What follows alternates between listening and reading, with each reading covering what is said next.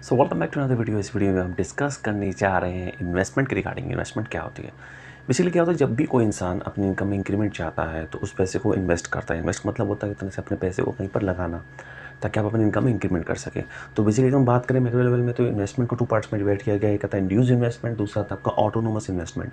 Induce investment वो investment होती है जो प्रॉफिट मोटिव के लिए की जाती है। ऑटोनोमस इन्वेस्टमेंट वो इन्वेस्टमेंट होती है जो वेलफेयर के लिए की जाती है।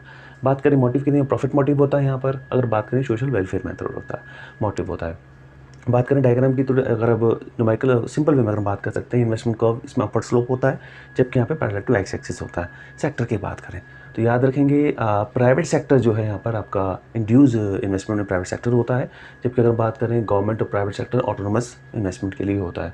डायग्राम की बात करें, डायग्राम आप देख सकते हैं ये आपका अपवर्ड जा रहा है और ये आपका पैरेलल टू एक्स एक्सिस जा रहा है जी। अब हम बात करते हैं यहाँ पर अगर कि एग्ज़ाम में क्वेश्चन किस तरह से आ सकता है। एग्ज़ाम में क्वेश्चन में कोई भी एक पर्टिकुलर पॉइंट से वो पूछ सकता है आपका कि भाई इंड्यूस इन्वेस्टमेंट जो होता है उसका अपवर्ड होता है, डाउनवर्ड होता है, बैकवर्ड होता है, स्ट्रेट होता है, इसके भी आप कह सकता है।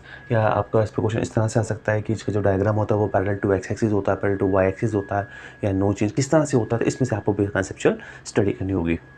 हम बात करते हैं एक्सेंट प्लान, एक्सेंट इन्वेस्टमेंट या सेविंग की बात करें तो एक्सेंट का मतलब होता है एक्चुअल में प्लान, जो हम प्लान करते हैं। लाइक फॉर एग्जांपल कि 10,000 रुपीज़ हमारे पास है, उसको हमें प्लान करना है। तो प्लान करने के हम प्लानिंग करेंगे हमें 10,000 इन्वेस्ट करने हैं या हमें सेव करने हैं, ठीक है। बट क्या होता है कि एक्चुअल में हम जो करते हैं 10,000 हमें करना था बट हमने करा एक्चुअल में कितना 8,000, तो उसे हम कहते हैं एक्चुअली एक्सपोज्ड कहते हैं। तो इसका याद रखेंगे नाम से, एक्सपोज्ड कहते हैं, एक्चुअल कहते हैं। चाहे वो सेविंग की बात हो, इन्वेस्टमेंट की बात हो, यहाँ पर बात यही की जा रही है कि चाहे इन्वेस्टमेंट की बात हो या सेविंग की बात हो, आप यहाँ पर एक्सपोज्ड और एक्स एंड यानी जिसे हम प्लान कहते हैं इस फॉर्म में आपसे डिवाइड करते हैं।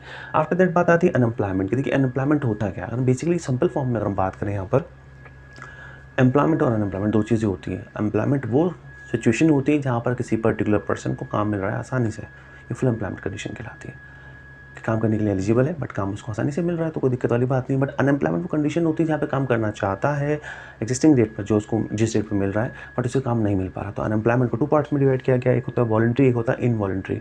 वॉलंटरी अनएम्प्लॉयमेंट थोड़ा सा अजीब लगेगा सुनने में। वॉलंटरी एम्प्लॉयमेंट वो कंडीशन होती है जहाँ पर बंदा खुद ही अपनी इच्छा से काम नहीं करना चाहता।